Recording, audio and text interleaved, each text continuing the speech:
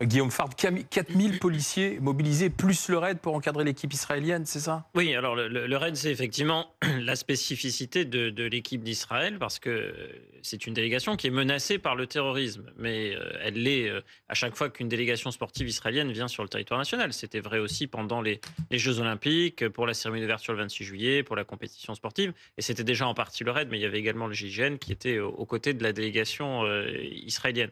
Donc là, bis repetita, d'une certaine manière, mais il n'y a pas que la menace terroriste. Il y a aussi le risque de troubles à l'ordre public, le fait que les supporters israéliens soient pris pour cible, et avant le match, pendant le match, après le match, à l'intérieur de la capitale, s'ils étaient amenés à se déplacer ou à se regrouper.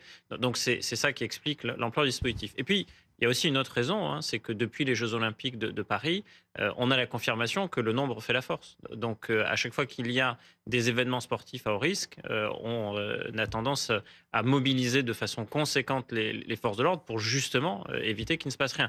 Et l'expérience des Jeux Olympiques montre que ça a fonctionné. Donc c'est un peu cette philosophie de dispositif qui est reproduite pour mercredi. Ce dispositif policier exceptionnel, c'est pour éviter ce qui s'est passé à Amsterdam. Notamment, mais pas que. Voilà, c'est-à-dire éviter de la chasse aux juifs comme on a pu le voir. Et d'ailleurs, Israël s'étonne qu'il n'y ait pas eu d'interpellation. Pas suffisamment. Ou pas suffisamment. Voilà. Oui, mais quand il y a un débat sur le conflit israélo-palestinien et que ce débat soit vif, très bien, il l'a été encore il y a quelques secondes. Il est depuis 80 ans. Maintenant, il y a une nuance entre débattre, et on peut le faire librement dans ce pays, et ensuite dire que les sportifs israéliens ne sont pas les bienvenus.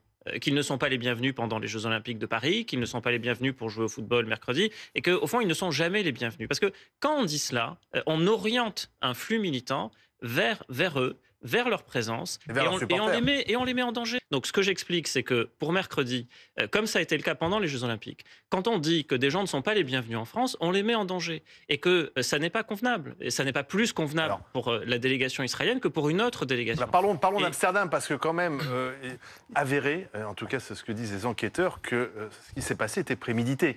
Qu'il y avait eu des appels avant le match à profiter de cette occasion pour aller chasser, entre guillemets, le supporter israélien. Ça n'est malheureusement pas un fait nouveau qu'à chaque fois qu'une délégation sportive israélienne vient en Europe ou dans d'autres États occidentaux, certains veulent s'en prendre à elle pour d'autres raisons. Et on sort complètement du cadre sportif.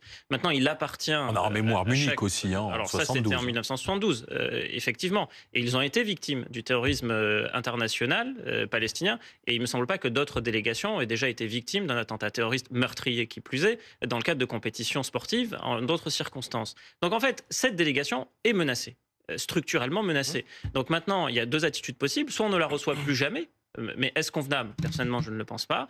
Soit on fait en sorte, en tant que pays d'accueil, de créer les conditions qu'elle puisse faire du sport, parce que ce sont des gens qui viennent d'abord faire du sport et qui puissent le faire en sécurité. Et donc, c'est ça l'enjeu pour mercredi. Et donc, quand on dit qu'ils n'ont pas à être là, forcément, on va inciter des gens à venir s'en prendre à eux. Et quelque part, il y a une forme aussi de complicité, au moins verbale, dans ce qui peut se passer.